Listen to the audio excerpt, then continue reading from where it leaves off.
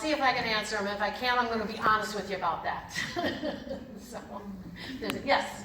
Hi, wonderful presentation, and I'm with you down the line, and I came in a little late, and I don't know whether you addressed this at the beginning. What do we do with all the people who work for those big private Sure. insurance We didn't talk about that. So the question was, what do we do with the folks who are working in the insurance industry right now, in the health insurance industry? So every bill, both the state bill and both of the federal bills, have a whole section dedicated, because we're trade unionists. We want to make sure people have jobs, right? And so it's called a just transition. So it puts aside X amount of dollars in order to provide both their salaries while they are being retrained. And so, and also, please know that in insurance companies, there's like lots of doctors and nurses. So we could put them back at the bedside, and we'd much rather have them there, right, than pushing paper in an insurance company. So, you know, we actually go through about 66 million jobs a year in this country, where, you know, people lose jobs going in and out in industries, right, change constantly. So it's not as though this hasn't happened. I mean, we don't have blacksmiths anymore. But we want to be sensitive about the fact it's about 1.2 million people in the country who work through the insurance companies, and we'll still need people to help do claims and stuff, because it's just that it's all going to go to CMS instead of to literally 1,600 different possible companies. So we are taking care of workers in all the bills. Yes, ma'am. Amy Klobuchar and Joe Biden talk about fixing Obamacare. Do you think that's possible?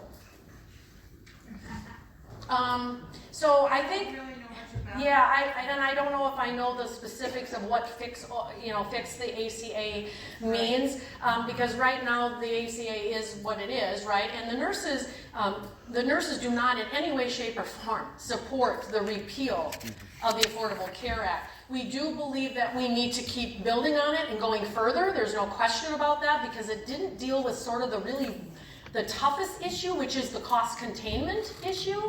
And we got to take that on at some point to really get our heads around it. We do not want that. The only way we'd support it is if it's going to be Medicare for all in its place. Then maybe we support it. So there's all kinds of different ideas out there. All I can tell you is that from the nurses' perspective, we got to stop bargaining from our bottom line. We don't go into negotiations with what we know is the bottom line of acceptable. We know what it's going to take to fix this in this country. We have to have the political will and the political courage to start there and see where we go.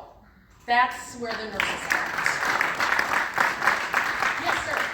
Yeah, Rose, you just talked about the political will, and you had bills in the Minnesota House and Senate last year. A lot of co-sponsors, but those bills never even got a hearing with the Democratically controlled House. I'm just wondering why. Yeah, I don't know if I know specifically why. I think, I can take sort of what I hope would be somewhat of an educated guess. I mean, 3/4, I think it is now, of the entire DFL caucuses in the House and the Senate in Minnesota are co-sponsors of the bill. So there's tons of support for it. I really think that because the DFL had just taken the House, and you have a Senate that is not going to entertain this at all, they were trying to focus on things they knew they could get done right now, right? So John Marty, as the author of the bill, here's one of the things he's working on, and the nurses are going to help him with this. He says, we didn't get a hearing on the Hill, so let's go have hearings in the community.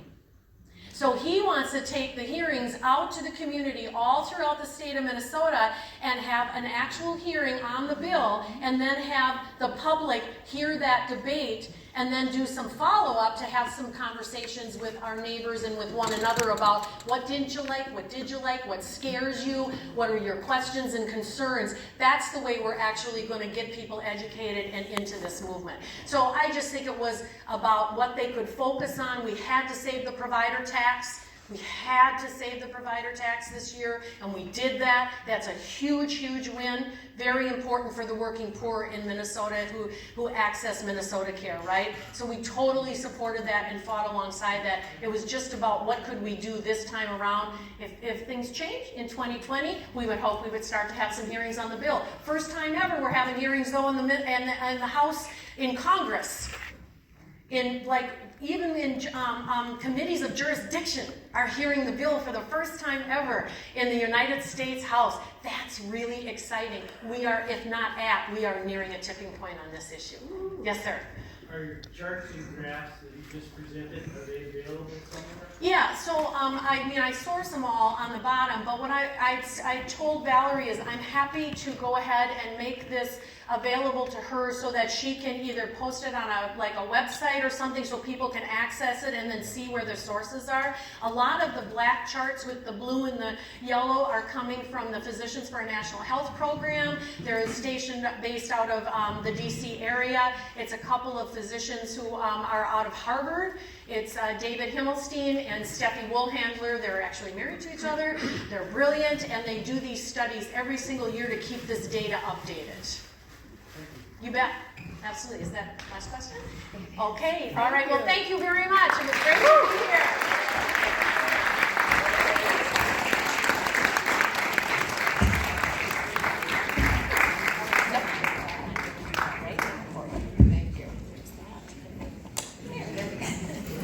Okay, so, first of all, thank you so much, Rose. We so appreciate you coming. Americans really don't have to accept an unequal healthcare system. We do not have to have a Darwinian healthcare model that is the wealthy are the ones that are fit to survive. Right now we have a 15-minute break, but do come back, have some